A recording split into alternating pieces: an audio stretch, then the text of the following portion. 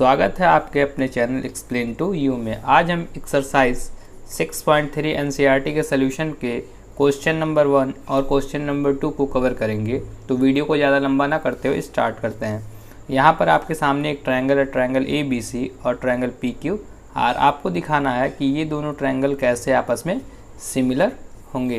तो देखा जाए, जो एंगल A है वो एंगल P के बराबर है और वो कितना है 60 डिग्री। जो एंगल B है वो एंगल Q के बराबर और वो है 80 डिग्री। जो एंगल C है वो एंगल R के बराबर है और वो है 40 डिग्री। ठीक है, तीनों एंगल के बराबर है। तो A सिमिलरिटी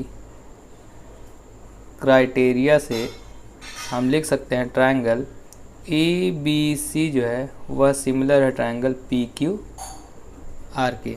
फिर हम सेकंड क्वेश्चन पर देखेंगे सॉल्यूशन।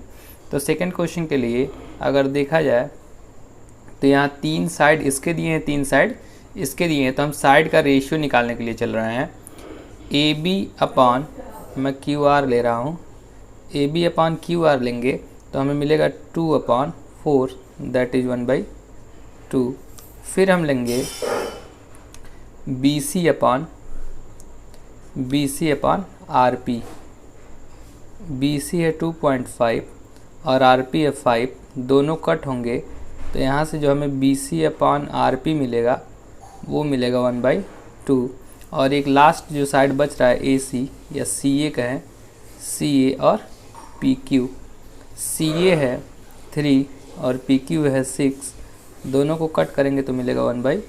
तो यहाँ भी 1/2 है, यहाँ भी 1/2 और यहाँ भी। तीनों साइड आपस में प्रोपोर्शन जो है इक्वल है। तो यहाँ से कहेंगे यस सिमिलरिटी क्राइटेरिया से ट्रायंगल नाम देते हैं ABC जो है वह सिमिलर होगा ट्रायंगल QRP के।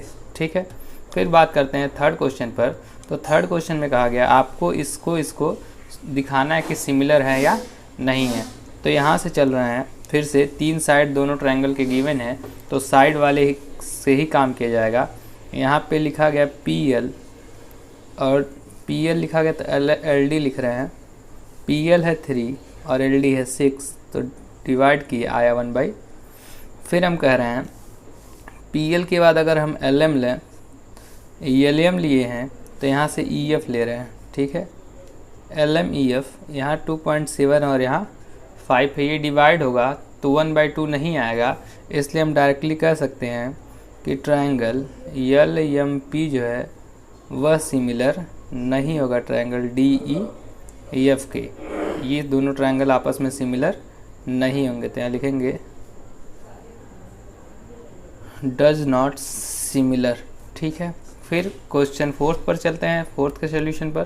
फोर्थ में कहा गया है एक एंगल आपको गिवन है और दो साइड गिवन है वहाँ के।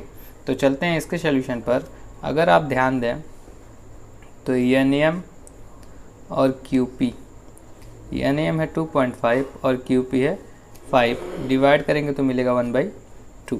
फिर हम बात करें ML की और यहाँ पर QR की, LM और QR। तो यहाँ 5/10 आ गया 1/। और यहाँ पे एक एंगल Q जो है वो एंगल M के इक्वल है। तो यहाँ यस सिमिलरिटी क्राइटेरिया से हम लिख सकते हैं ट्रायंगल NML जो है वह सिमिलर होगा ट्रायंगल NML बोले हैं तो यहाँ PQR होगा। ठीक है, फिर अगले क्वेश्चन पर कहा गया है कि ये दोनों ट्रायंगल आपस में सिमिलर शो करना है। अगर सिमिलर हो जाते हैं तो ठीक है, नहीं होंगे तो सिमिलर नहीं होंगे। ठीक है, तो क्वेश्चन को देखते हैं। आप ध्यान दें तो यहाँ पर 80 डिग्री एक एंगल है, 3 और 6 5 और 2.5। तो चलते हैं देखने के लिए कि सिमिलर होंगे या। तो हम BC अपॉन EF लेते हैं। BC है 3, EF है 6, डिवाइड किया आया 1/2। फिर हम BA और FD ले रहे हैं। BA है 2.5 और FD है 5, डिवाइड किया आया। और एक एंगल जो एंगल यहाँ A है वो एंगल F के बराबर है 80 डिग्री। तो हम कहेंगे यस सिमिलरिटी क्राइटेरिया से जो ट्रायंगल BAC है वह सिमिलर होगा बी ए सी लिया गया है, तो ध्यान दीजिएगा यहाँ लिखेंगे D triangle D F E. फिर चलते हैं लास्ट क्वेश्चन पर। तो लास्ट क्वेश्चन में देखा जाए 8 3 11 और ये होगा 70 डिग्री। तो यहाँ पे दो एंगल से ही हमारा काम चल सकता है। अगर हम कहें एंगल डी जो है वो एंगल पी के बराबर है और वो कितना है 70 डिग्री, और एंगल ई जो है एंगल क्यू के बराबर है और वो है 80 डिग्री। तो यहाँ से ए सिमिलरिटी क्राइटेरिया से हम लिख सकते हैं ट्रायंगल डी ई एफ जो होगा वो सिमिलर होगा ट्रायंगल पी क्यू आर के। चलते हैं सेकंड क्वेश्चन पर, चलते हैं आखिरी क्वेश्चन पर। तो यहाँ कहा गया है ट्रायंगल ओ डी सी जो है वो सिमिलर है ट्रायंगल ओ बी ए के। अगर ऐसा होगा तो हम लिख सकते हैं एंगल ओ डी सी जो होगा वो एंगल ओ बी ए के बराबर होगा। फिर हम लिख सकते हैं एंगल ओ सी डी जो होगा वो एंगल ओ ए बी के बराबर होगा। और एक चीज़ और, angle D O C angle B O A के बराबर होगा। ये सिमिलरिटी से लिखा जा सकता है। इसका मतलब है ओ डी सी जो एंगल है वो ओ बी ए के बराबर है। ओ बी ए के अगर ये 70 है तो ये कितना हो जाएगा 70 डिग्री। फिर हमसे कहा गया है ओ सी डी जो एंगल होगा, ओ सी डी जो एंगल होगा वो एंगल ओ ए बी के बराबर ओ ए बी, यानी जितना एंगल ये आएगा उतना ही एंगल ये वाला होगा। फिर डी ओ सी जो एंगल होगा वही बी ओ ए एंगल होगा, यानी ये जितना एंगल होगा उतना ही एंगल ये होगा। तो चलते हैं एक एक करके सॉल्व करने के लिए। यहाँ पर D O C plus B O C जो एंगल है वो एक स्ट्रेट लाइन है इसलिए 180 डिग्री होगा।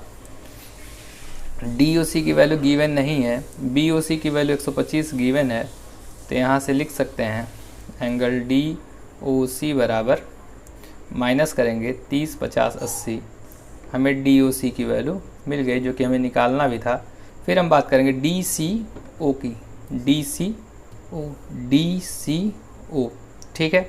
अगर आपको ये मिला है 55 तो हम ट्रायंगल की प्रॉपर्टी यूज कर सकते हैं। ट्रायंगल की क्या प्रॉपर्टी होती है कि तीनों एंगल का सम 180 होगा।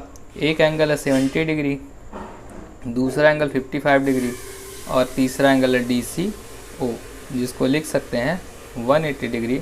यहाँ से सम करेंगे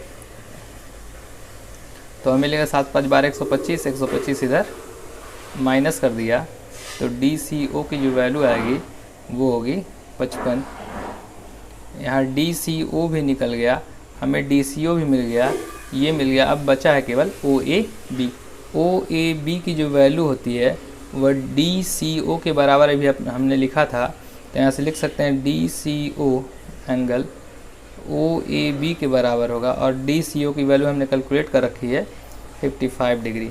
मिलते हैं नए वीडियो में नए क्वेश्चंस के साथ।